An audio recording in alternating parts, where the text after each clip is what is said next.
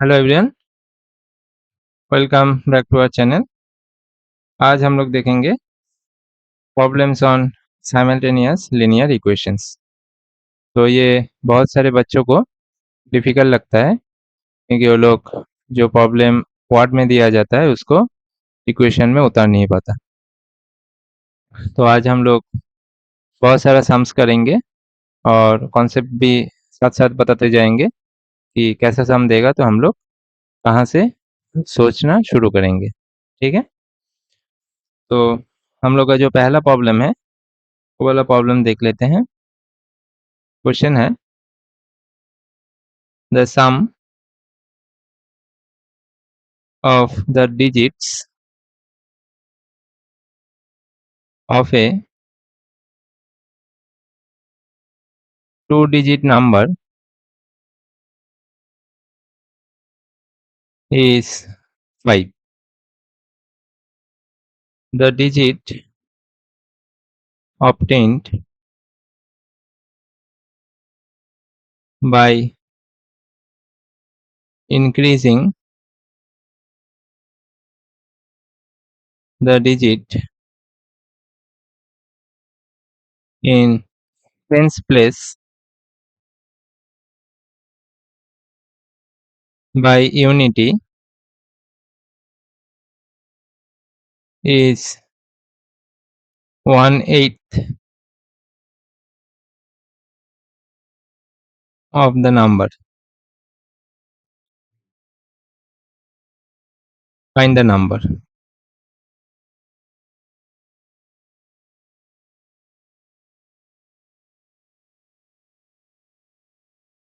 So यहाँ पे देखो, जब भी ऐसा कोई सम दिया जाएगा तुमको, 2 डिजिट प्रॉब्लम्स या 3 डिजिट प्रॉब्लम्स, तो देखो कोई भी 2 डिजिट कैसे में देखने में होता है। लेट अस से 52, तो ये यूनिट प्लेस है, ये टेंस प्लेस है।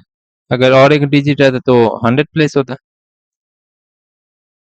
सो हम लोग इसको कैसे लिख सकते हैं, 50 प्लस 2, और 50 को कैसे लिख सकते हैं, 5 इंटू 10 प्लस 2। तो इसका मतलब क्या समझे कि अगर टेंस प्लेस में कोई डिजिट है तो उसके साथ 10 मल्टीप्लाई होगा, प्लस यूनिट प्लेस में कोई भी डिजिट है उसके साथ वो वाला डिजिट ऐड करोगे तो तुम्हारा जो नंबर है वो नंबर आ जाता है।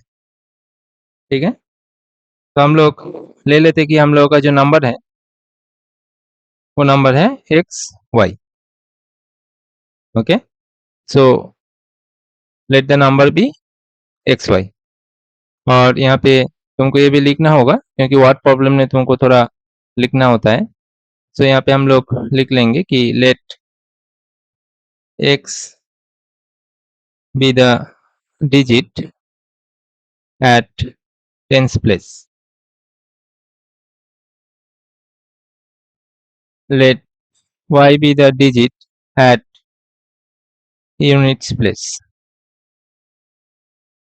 ओके, तो देखिए यहाँ पे बोला गया है कि the sum of the digits of a two digit number is 5.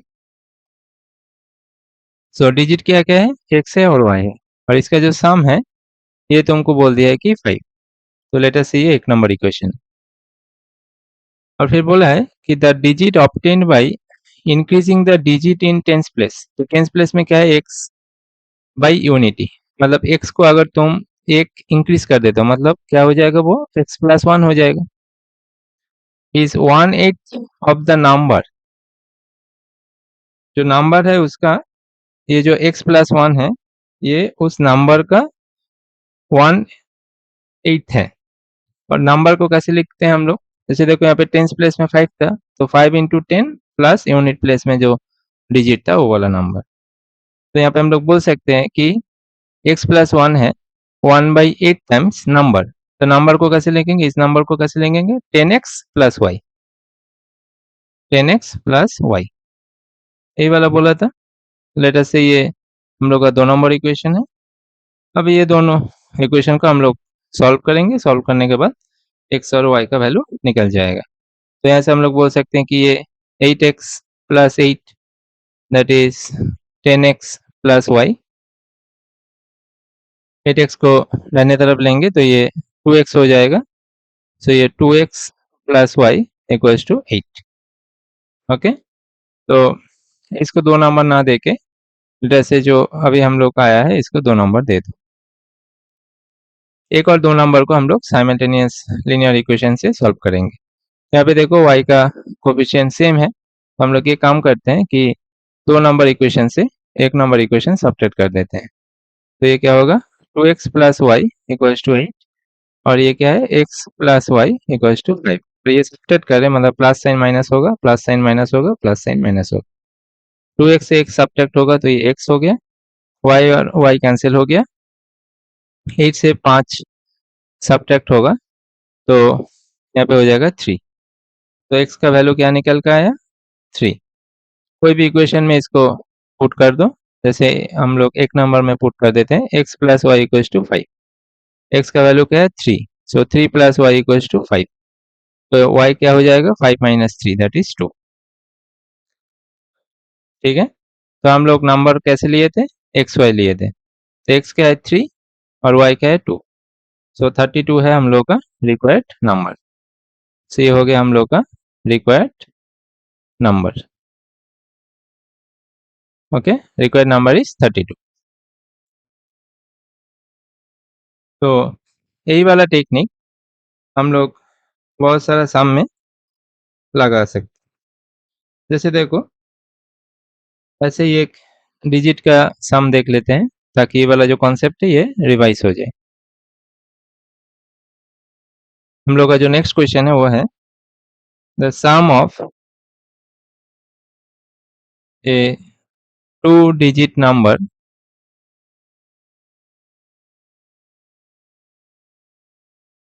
and the number obtained by interchanging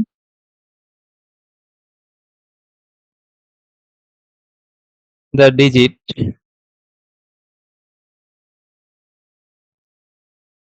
is 132. If the two digits differ by 2, find the numbers. Okay, तो हम क्या लिखना है वो बोल देंगे, तुम लोग लिख लेना, क्योंकि अगर हम सब कुछ लिखना जाए तो ये जो वीडियो है थोड़ा लंबा हो जाएगा। So let tens and unit digit in the number be x y. So हम लोग नंबर को ले लेते हैं एक्स वाई। ठीक है, तो टेंस प्लेस में एक्स है और यूनिट प्लेस में वाई है। तो नंबर क्या होगा, तो यहाँ से हम लोग को लॉजिक पता है, नंबर को कैसे लिखेंगे 10x प्लस वाई। सो 10x प्लस वाई है हम लोग का नंबर। ठीक है, और यहाँ पे बोला है कि and the number obtained by interchanging the digit.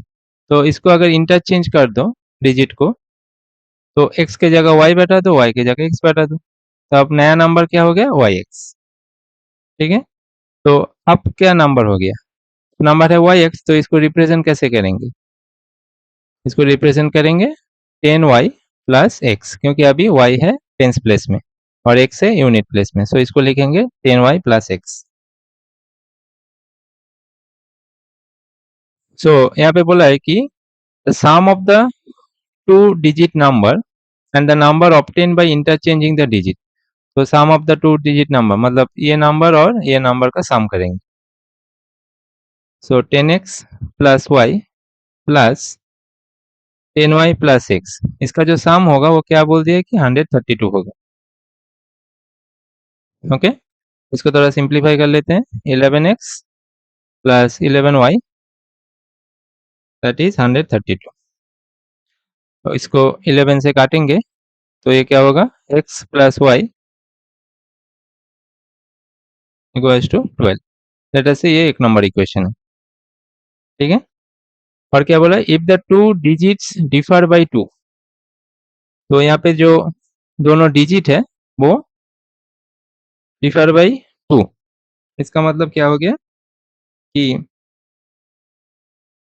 या तो ये नंबर डिफर बाई 2 या तो ये नंबर, क्योंकि कौन सा नंबर डिफर बाई 2 वो नहीं बोला है। तो हम लोग क्या लेंगे, अगर एक्स वाई नंबर को कंसीडर करें तो यहाँ पे एक्स माइनस वाई इसको 2 ले लेते हैं, और नहीं तो y माइनस एक्स इसको 2 ले लेते हैं। क्योंकि देखो अगर तुम एक्स वाई लो वाई एक्स लो इससे फ़र्क नहीं पड़ेगा। एक्स का जो डिजिट है, जैसे सोच लो कि 52 है, तो इस केस में ये एक्स माइनस वाई हम लोग ले सकते हैं, ठीक है? अगर 42 है, तो इस केस में हम लोग देखो डिफर बाई 2 है, राइट? तो अगर 24 है तो इसका हम लोग क्या लिखेंगे? y माइनस एक्स लिखेंगे ना? तो x माइनस वाई, फिर से ये एक इक्वेशन हो सकता है। नहीं तो और एक इक्वेशन हो सकता है, अगर इस फॉर्मेट में आया तो यहाँ पे भी डिफरेंस क्या है 2 है, तो यहाँ पे तो क्या लिखना होगा, तब लिखना होगा y माइनस एक्स, क्योंकि यूनिट प्लेस का डिजिट अभी बढ़ा है, तो y माइनस एक्स क्या होगा 2 होगा। तो जैसे ये 3 नंबर इक्वेशन है, ठीक है? तो अभी हम लोग यहाँ पे पहले 1 और 2 नंबर इक्वेशन को सॉल्व करते हैं, ठीक है? Solving 1 and 2। तो यहाँ पे हम लोग देख पा रहे हैं कि y का कोफिशिएंट सेम है और ये माइनस साइन भी है, तो सिंपली हम लोग 1 और 2 को ऐड कर देंगे। तो क्या हो गया, x plus y equals to 12 और x minus y equals to 2। तो यहाँ से क्या आ गया, 2x equals to 14, x equals to 7।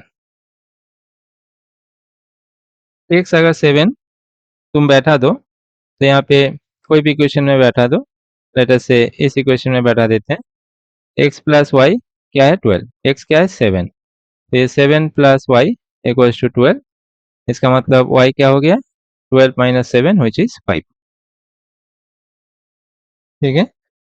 तो अगर ये वाला इक्वेशन हम लोग लेंगे तो यहाँ से x 7 आ गया और y 5 आ गया। अगर हम लोग 1 और 3 नंबर इक्वेशन को सॉल्व करेंगे तो क्या आता है देख लेते हैं।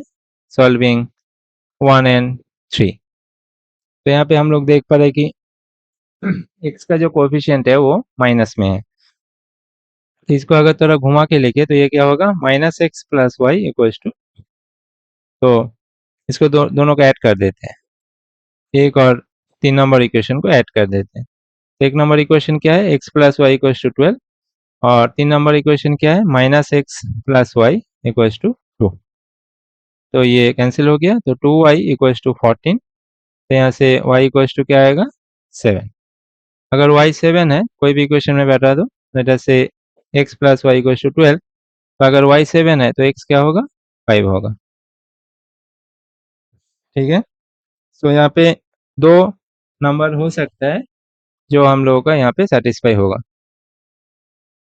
एक नंबर होगा 75, क्योंकि x अगर इसको ले, इस सेट को अगर हम लोग लें तो x 7 है और y 5 है, और एक नंबर होगा तुम्हारा 57, ये भी हो सकता है, ठीक है? जो हम लोग का जो कंडीशन दिया था उस सारे कंडीशन को ये 2 नंबर सेटिस्फाई करेगा। तो आंसर है 75 और 57, ठीक है? तो ऐसे ही हम लोग जो डिजिट का सम है, डिजिट का सम हम लोग ऐसे ही करेंगे। तो नेक्स्ट हम लोग आशा करते हैं कि ये जो डिजिट वाला सम है ये तुम लोग कर पाओगे, ठीक है? तो अभी दूसरे टाइप का सम देख लेते हैं। जितना टाइप का सम हम लोग यहाँ पे देखेंगे, जितना टाइप हो सकता है जो एग्जाम में तुम लोग का आएगा, उतना टाइप हम लोग यहाँ पे देख लेंगे। तो नेक्स्ट क्वेश्चन देख लेते हैं। A fraction becomes a fraction becomes 9 by 11 if 2 is added to both numerator and denominator,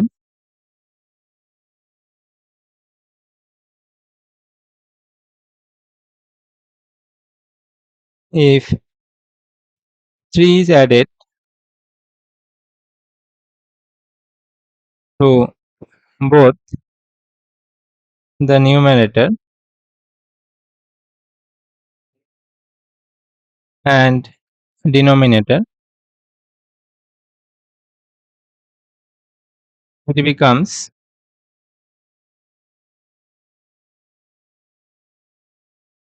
5/6. Find the fraction.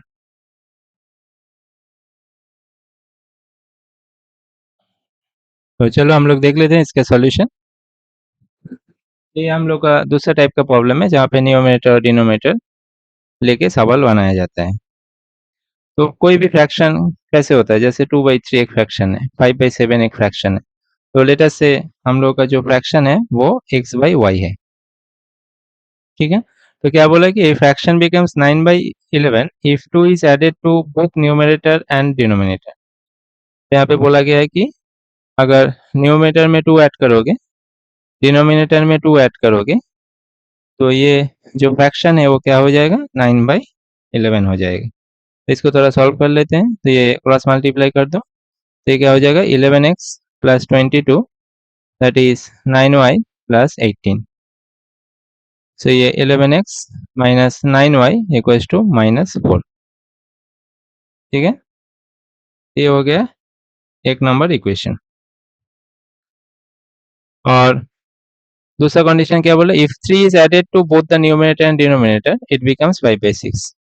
3 अगर ऐड करते हो न्यूमरेटर और डिनोमिनेटर में, तो जो फ्रैक्शन है, ये जो फ्रैक्शन है ये क्या होगा, 5/6 होगा। तो इसको सिंप्लीफाई कर लेते हैं, क्रॉस मल्टीप्लाई कर दो, तो यहाँ पे क्या होगा, 6x plus 18 that is 5y plus 15। तो ये क्या हो गया, 6x minus 5y that should B -3। 15 minus 18 is -3। तो ये हम लोग का हो गया 2 नंबर इक्वेशन, ठीक है। तो यहाँ पे हम लोग सब्स्टिट्यूशन यूज कर सकते हैं, नहीं तो एलिमिनेशन, यहाँ पे एलिमिनेशन मेथड अप्लाई कर देते हैं। ओके, तो यहाँ पे देखो, यहाँ पे कोफिशिएंट क्या है, 11। यहाँ पे एक्स का कोफिशिएंट क्या है, 11। यहाँ पे एक्स का कोफिशिएंट क्या है, 6। तो एक नंबर इक्वेशन को 6 से मल्टीप्लाई कर देते हैं और माइनस करते हैं 2 नंबर इक्वेशन, इसको मल्टीप्लाई करते हैं 11 के साथ, ठीक है। तो एक नंबर इक्वेशन को 6 से मल्टीप्लाई करते हैं, तो क्या होगा, ये 66x प्लस, सॉरी माइनस है, यहाँ पे माइनस है, माइनस 54y माइनस 24। और इसको 2 नंबर इक्वेशन को 11 से मल्टीप्लाई करेंगे, सो ये हो जाएगा 66x minus 55y that should be equals to -33। अब हम लोग क्या ऑपरेशन कर रहे हैं, माइनस कर रहे हैं, तो ये प्लस माइनस हो जाएगा, ये माइनस प्लस हो जाएगा, ये माइनस प्लस हो जाएगा, तो ये कैंसिल हो गया। अब देखो 55 minus 54 that is y, 33 minus 24, तो यहाँ पे क्या आ जाएगा, 9।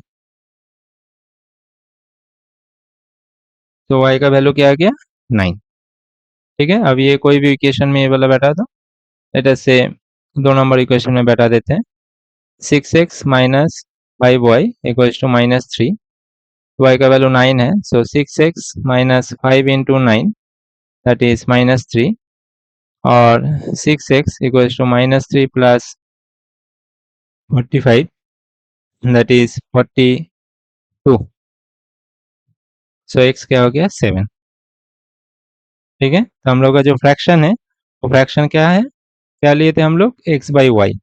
तो x क्या है, 7, y क्या है, 9। तो ये हो गया हम लोग का आंसर, 7/9,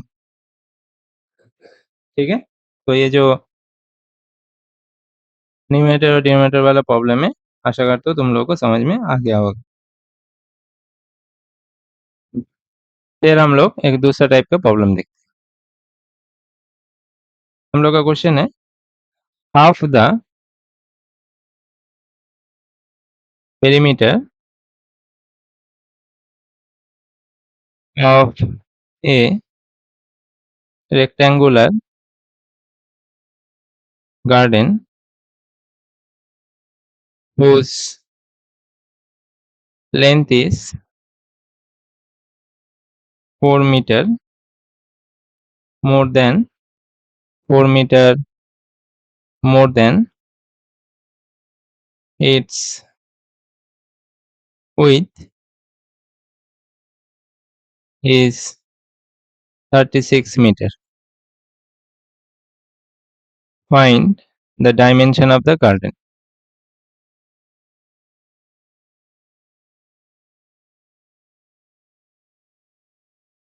ओके, तो ये वाला हम लोग का क्वेश्चन है। तो चलो देखते हैं इसको कैसे सॉल्व करेंगे। तो हम लोग का जो गार्डन है वो रेक्टेंगुलर है, ठीक है। सो लेट अस से ये कोई रेक्टेंगुलर गार्डन है। तो यहाँ पे जो लेंथ है इसको x ले लेते हैं, x मीटर, और जो ब्रेथ है इसको y मीटर ले लेते हैं। ओके, तो क्वेश्चन में क्या बोला है? क्वेश्चन में बोला है कि half the perimeter of A rectangular garden whose length is 4 meter, more than that its width is 36 meter, ठीक है। तो हाफ द पेरीमीटर, तो हाफ द पेरीमीटर मतलब क्या हो गया? पेरीमीटर यहाँ पे क्या होता है? एक रेक्टेंगल का पेरीमीटर 2x प्लस 2y, ठीक है ना। एक रेक्टेंगल का जो पेरीमीटर होता है, और यहाँ पे एक चीज तुमको बोल दिया है कि जिसका लेंथ 4 मीटर ज़्यादा है उसका विड्थ से। तो विड्थ हम लोग का y है और x है लेंथ, तो लेंथ क्या होगा? y प्लस 4, ठीक है, ये तुमको बोल दिया है। और half the perimeter of A rectangular garden whose length is 4 meter, more than its width is 36 meter। और हम लोग यहाँ पे बोल सकते हैं कि y प्लस 4 इक्वल्स टू हम लोग का क्या आ गया?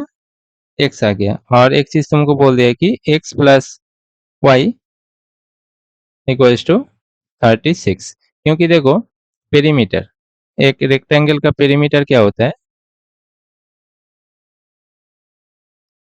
पेरीमीटर होता है this is x, this is x, this is y, so 2x plus 2y total length. Perimeter मतलब टोटल लेंथ। तो ये हो गया 2x, 2 into x plus Y.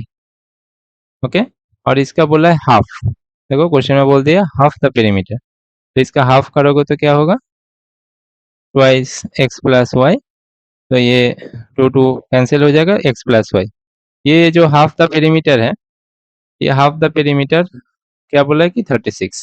सो इसका मतलब क्या है? एक्स प्लस वाई क्या बोल दिया है? 36 बोल दिया है, ठीक है। तो अब इस दोनों को सॉल्व कर लेते तो क्वेश्चन बन जाएगा। यहाँ पे एक्स क्या है? वाई प्लस 4, यहाँ पे बैठा दो, y plus 4 plus y equals to 36। That means 2y plus 4 equals to 36। That means 2y equals to 32। So y आ गया 16, y का वैल्यू आ गया 16। यहाँ पे बैठा दो, y का वैल्यू अगर 16 बैठा होगे तो 16 प्लस 2, तो x का value 16 plus 4 that is x का वैल्यू क्या आ जाएगा? 20, ठीक है। तो जो लेंथ है वो आ गया 20 मीटर, और जो ब्रेथ है वो आ गया 16 मीटर। ये एक टाइप का प्रॉब्लम था। अब हम लोग जो एज रिलेटेड प्रॉब्लम आता है उसको देख लेते हैं, क्योंकि एज रिलेटेड प्रॉब्लम एग्जाम में बहुत पूछा जाता है। 6 years ago,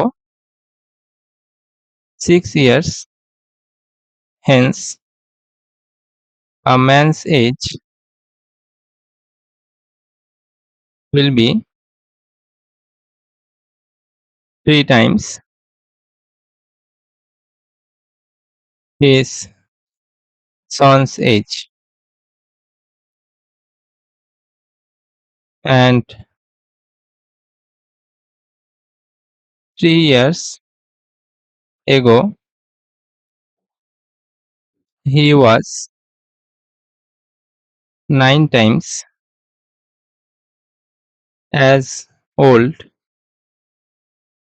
as his son. Find their present age. Find their present age. तो ऐसे एज रिलेटेड जो क्वेश्चन होता है इसको हम लोग कैसे हैंडल करेंगे देखो। जब भी एज रिलेटेड क्वेश्चन देगा तो यहाँ पे क्या है, एक मैन है और उसका सन है। तो जो प्रेजेंट सिचुएशन है, लेट अस से ये प्रेजेंट सिचुएशन है और ये पास्ट है और ये फ्यूचर है। तो प्रेजेंट में लेट अस से जो प्रेजेंट में मैंस का एज है वो एम है और प्रेजेंट में जो सन का एज है वो एस है। क्वेश्चन को पढ़ो। 6 years hence a man's age will be 3 times his son's age। ठीक है, तो 6 साल बाद जो मैन का एज है विल बी मतलब होगा 3 टाइम्स ही सॉन्स एज। सॉन्स एज से 3 टाइम्स ज़्यादा होगा मतलब क्या, तो अगर 6 साल बीत गया है तो जो मैन है उसका भी एज 6 साल बड़ा होगा, 10 प्लस 6 एज है अभी। और जो सॉन है तो 6 साल बाद उसका भी जो एज है वो 6 साल बड़ा होगा। बोला कि 6 साल में क्या कंडीशन क्या है कि जो मैन का एज है ये क्या बोला कि सॉन का एज से 3 टाइम्स हो गया। सो 3 times S plus 6, 3 times S plus 6 ये हुआ है बोला है। ठीक है, तो इसको थोड़ा सिंप्लीफाई कर लेते हैं। तो ये क्या हो गया, एम यहाँ पे होगा 3s तो इधर आएगा तो माइनस 3s और ये होगा 18 minus 6 that is 12। Let us see ये एक नंबर इक्वेशन है। अब आगे बढ़ते हैं। 3 इयर्स एगो मतलब प्रेजेंट एज से 3 इयर्स एगो, तो 3 इयर्स एगो में जो मैन का एज था वो 3 साल कम था तो ये -3 था एज। 3 इयर्स और जो सन है उसका भी 3 साल कम ही था, सो उसका भी एज s-3 था। बोला कि 3 years ago he was 9 times age old age his सन।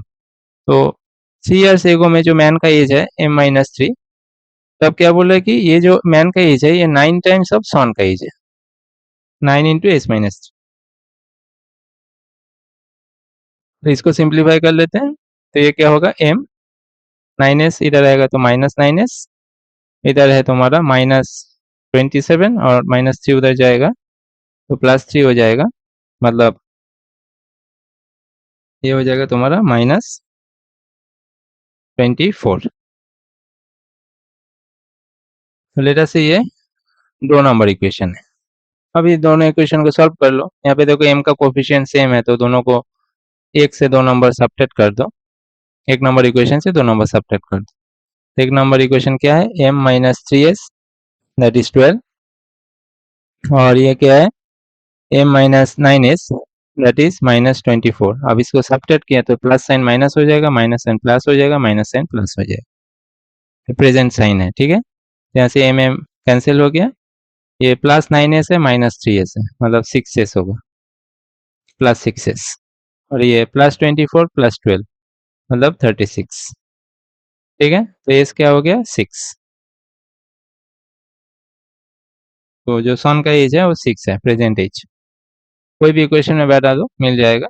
एक नंबर में बैठा देते हैं। सो m-3s क्या है 12 और एस क्या है 6। सो 6 इंटू 3 दैट इज 18, 18 उधर जाएगा तो 30। तो मैन का एज क्या है 30। ठीक है, तो मैन का प्रेजेंट एज है 30 और सन का प्रेजेंट एज है 6। ऐसे ही तुमको जो एज का क्वेश्चन देगा ये बहुत ही इंपॉर्टेंट कॉन्सेप्ट है, इसको अच्छे से समझ लो। तो कोई भी एज का प्रॉब्लम देगा तुम ऐसा सिचुएशन बना लेना जैसे हम सिखाए हैं, कोई भी एज का प्रॉब्लम तुम बना सकते हो खुद से। ठीक है, तो हम लोग एक नया एक नया कॉन्सेप्ट देख लेते हैं।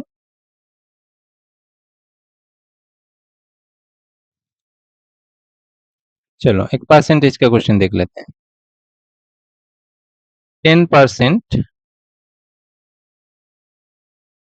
of the red balls were added to 20% of the blue balls, and the total was 24. Yet 3 times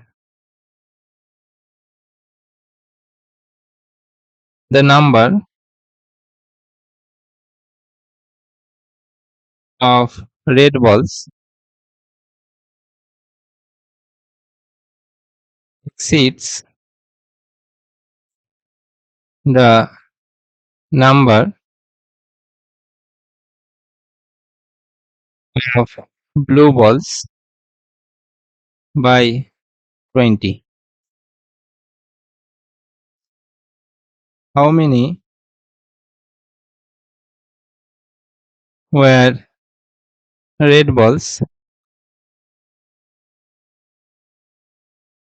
and how many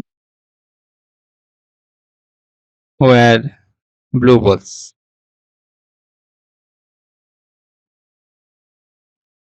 ठीक है, तो यहाँ पे क्या बोला है कि 10% of the red balls were added to 20% of the blue balls and the total was 24. तो बड़ा ही सीधा सीधा सब कुछ बोल दिया है.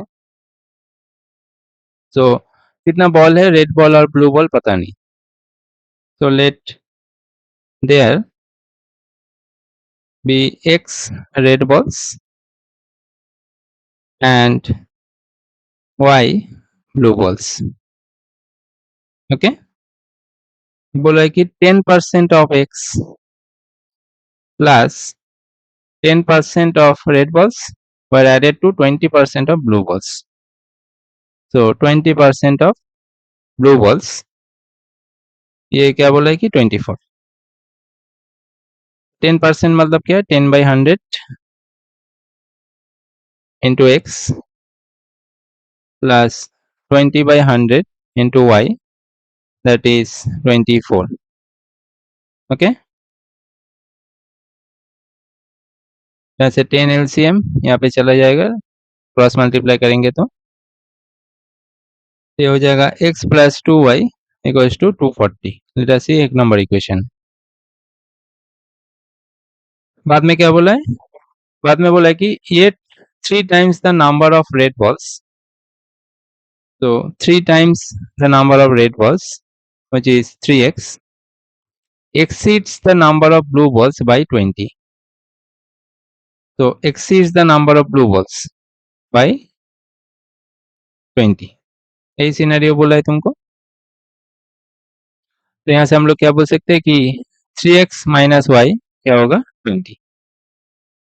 तो यहाँ पे एक काम करते हैं कि लेट अस ये 2 नंबर इक्वेशन है और इसको अगर 2 से मल्टीप्लाई करके एक के साथ ऐड कर देंगे तो y कैंसिल हो जाएगा. तो यहाँ पे एलिमिनेशन मेथड से हम लोग इसको सॉल्व कर लेते हैं. तो 1 प्लस 2 मल्टीप्लाइड बाई इक्वेशन 2. तो एक नंबर इक्वेशन पहले लिखो, x plus 2y equals to 240 और 2 से इसको मल्टीप्लाई करके ऐड कर रहे हैं तो ये हो जाएगा 6x minus 2y equals to 40. तो ये कैंसिल हो गया, ये हो गया 7x दैट इज 280. तो x का वैल्यू क्या आ गया, 40. कोई भी इक्वेशन में बैठा दो, लेट अस से 2 नंबर इक्वेशन में बैठा देते हैं. 3x माइनस y क्या है, 20 और x का वैल्यू क्या है, 40. So this is 120 minus y equals to 20. तो y का वैल्यू क्या आ जाएगा, 100. तो रेड बॉल्स और ब्लू बॉल्स हम लोग को मिल गया. रेड बॉल से 40, ब्लू बॉल से 100. ठीक है, ये समझ में आया आया क्या तुम लोगों को. तो ये सब जो प्रॉब्लम होता है ये उतना डिफिकल्ट होता नहीं है. बस तुमको किसी भी तरह जो इक्वेशन है उसको इस्टेब्लिश करना है. एक बार तुम इक्वेशन एस्टेब्लिश कर लोगे, उसके बाद यहाँ पे कोई प्रॉब्लम रहता नहीं है। ठीक है, तो हम लोग एक और क्वेश्चन देख लेते हैं, ताकि जो प्रॉब्लम सम है ये हम लोग और भी अच्छे से समझ में आए। तो अगला क्वेश्चन है, 3 men and 4 boys can do a piece of work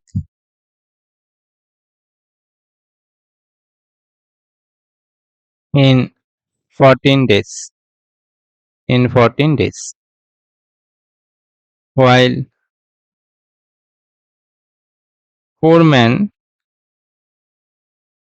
and 6 boys can do it in 10 days. How long would it take one boy to finish the work?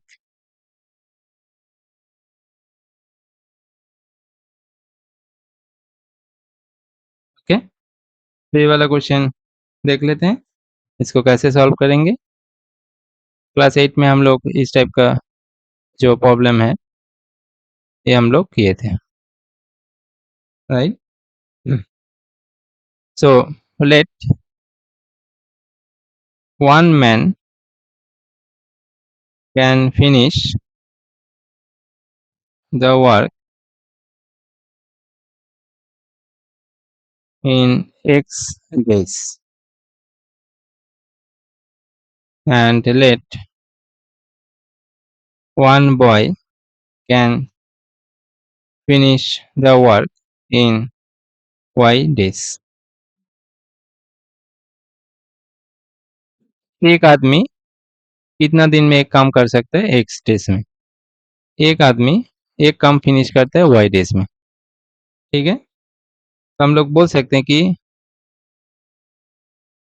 एक आदमी का एक दिन का काम क्या होगा। ये तो X दिन का काम है, X दिन में पूरा काम करता है, right.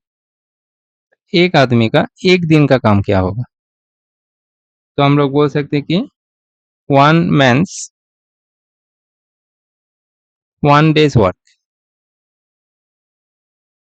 One man's 1 day work। एक आदमी का एक दिन का क्या काम होगा, दैट इज 1/x होगा। और जो एक लड़का है उसका एक दिन का काम क्या होगा, 1 boys 1 day work।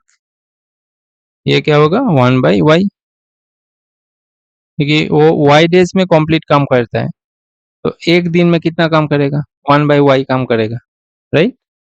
ऐसे ही एक दिन में एक मैन एक पूरा काम करता है, तो एक दिन में कितना काम करेगा, 1/x काम करेगा। तुमको यहाँ पे क्वेश्चन में बोला है कि 3 मैन एंड 4 बॉयज।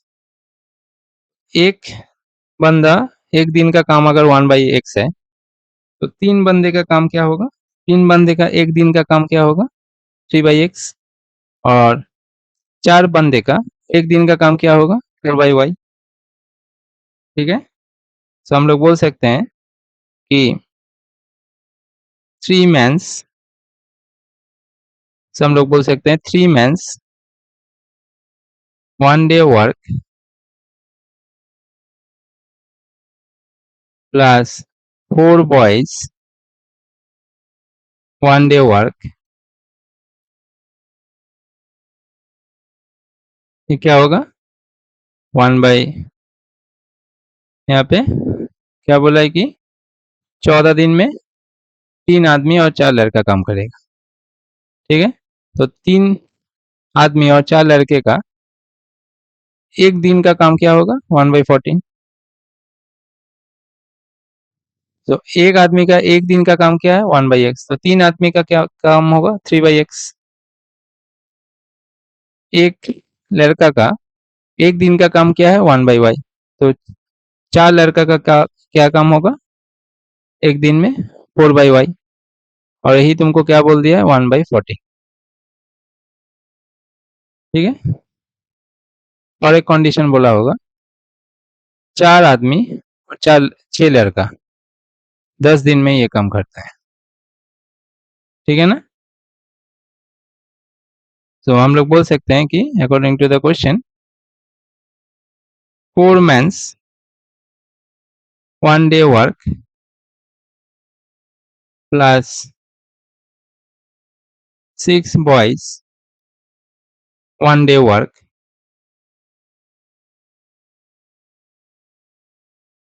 ये क्या होगा, 1/10 होगा। एक आदमी का एक दिन का काम क्या है, 1/x। तो 4 आदमी का क्या काम होगा, 4/x। This is imply sign. एक लड़का का एक दिन का काम क्या है, 1/y। तो 6 लड़का का क्या काम होगा, 6/y, दैट इज 1/10। ठीक है।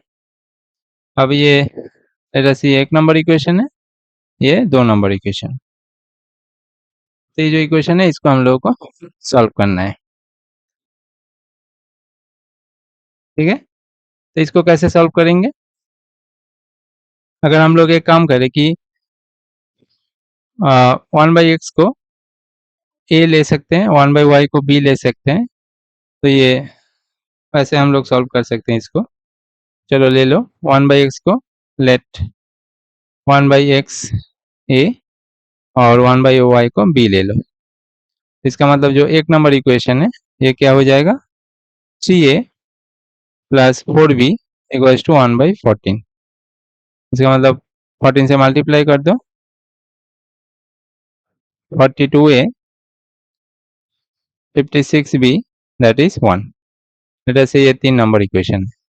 और ये क्या होगा फिर, 1/x को a लिए हैं तो ये हो जाएगा 4a plus 6b equals to 1/10। That means ये 40a plus 60b that is 1। ठीक है। तो ये 4 नंबर इक्वेशन ले लो। अब इसको सॉल्व करेंगे, तो इसको अगर हम लोग ऐसे सॉल्व करेंगे तो ये थोड़ा लंबा हो जाएगा, क्योंकि यहाँ पे कोफिशिएंट बहुत बड़ा है। ठीक है।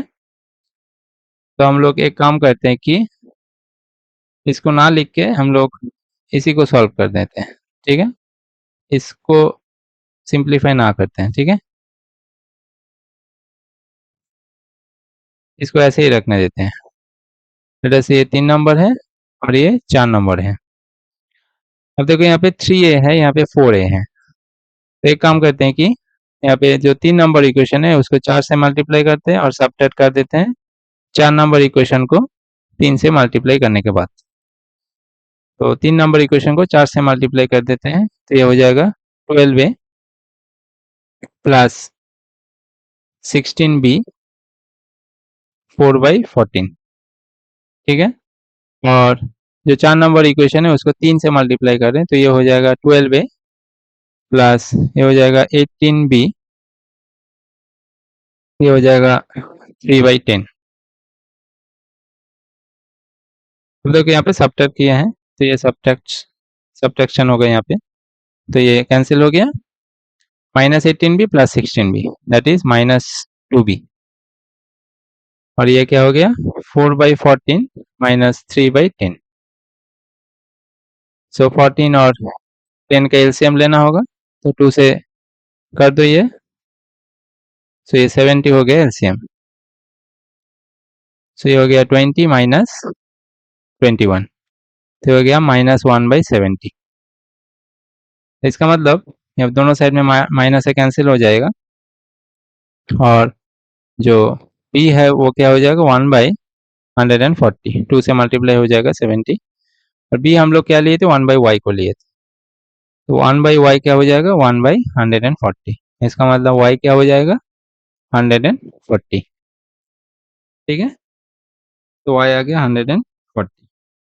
हम लोग को निकालना क्या था, निकालना था कि how long would it take 1 boy to finish the work, और y को हम लोग बॉय ही लिए थे तो ये हो गया 140 डेज, 140 दिन में वो काम खत्म कर पाएगा एक लड़का।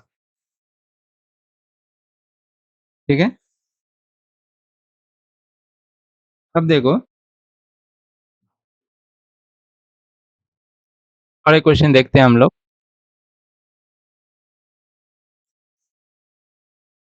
क्वेश्चन है, a boat goes 30 kilometre upstream and 44 kilometer downstream in 10 hours.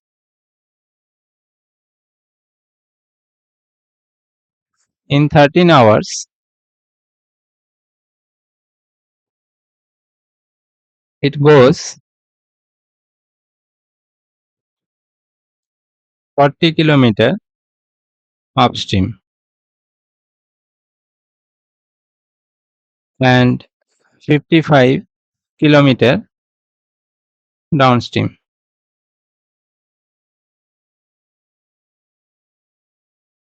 Determine the speed of the stream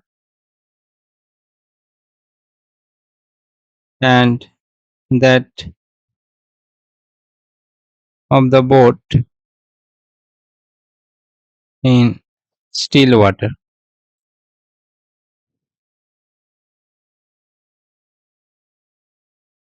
चलो इसको थोड़ा हम लोग रियलाइज करते हैं इसको। ये जो बोट एंड स्ट्रीम का क्वेश्चन है, इसको हम लोग कैसे सॉल्व कर सकते हैं। ठीक है, तो देखो यहाँ पे सिनेरियो क्या है। सिनेरियो है कि कोई स्ट्रीम है, कोई यहाँ पे नदी है। ठीक है, ऐसे ये पानी जा रहा है ऐसे।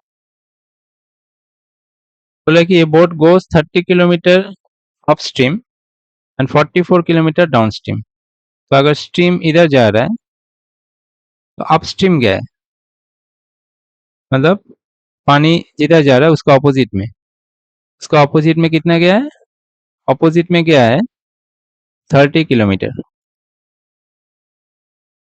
और नदी जिस तरफ जा रहा है, पानी जिस तरफ जा रहा है उसी तरफ डाउन स्ट्रीम, मतलब पानी की तरफ, पानी की तरफ कितना गया 44 किलोमीटर। लेट अस से ये 44 किलोमीटर इधर गया है इन 10 आवर्स, 10 घंटा में गया है। तो 10 घंटा में वो 30 किलोमीटर अपस्ट्रीम गया है, फिर घूम के वो 44 किलोमीटर इसमें गया डाउन स्ट्रीम गया है। इन 13 hours it goes 40 kilometre upstream and 55 kilometre downstream. ठीक है, ये जो पूरा सिनेरियो है, ये जो पूरा सिनेरियो है ये 10 आवर्स में खत्म हुआ है। और 40 किलोमीटर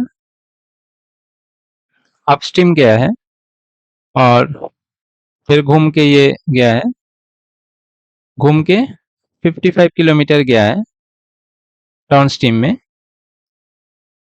ये पूरा सिनेरियो खत्म होने में कितना टाइम लगा, 13 आवर्स। ठीक है, तो यहाँ पे क्या करना होता है कि यहाँ पे दो चीज लेना होता है। एक है कि जब वाटर स्टिल था तब उसका वेलोसिटी क्या था, मतलब स्टिल वाटर में बोट का वेलोसिटी क्या था और स्ट्रीम का वेलोसिटी क्या है।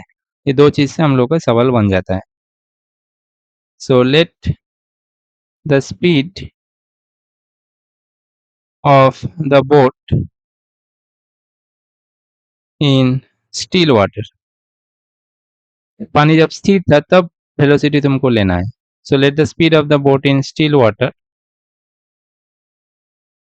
B x kilometre per our.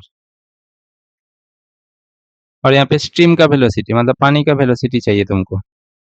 So let the speed of the stream, ये क्या है, y kilometre per our. Okay, 1 घंटा में कितना क्या होगा? 1 घंटा में अगर हम लोग यहाँ पे एज्यूम किए कि स्टिल वाटर में जो बोट का वेलोसिटी है वो क्या है, वो x किलोमीटर पर आवर, मतलब 1 घंटा में ये जो बोट है ये स्टिल वाटर में x किलोमीटर जाता है, और ये जो स्ट्रीम है ये स्ट्रीम 1 घंटा में y किलोमीटर जाता है। 1 घंटा में बोट डाउन स्ट्रीम में टोटल कितना गया, x प्लस वाई, और अप स्ट्रीम में कितना गया, क्योंकि यहाँ पे पानी का जो वेलोसिटी है जब बोट इसके अगेंस्ट में जाना चाहेगा तो ये जो पानी का वेलोसिटी है इसका ऑपोजिट में जा रहा, मतलब इसको रोकेगा। ठीक है, तो हम लोग बोल सकते हैं कि in 1 hour the boat goes x plus y kilometre down stream.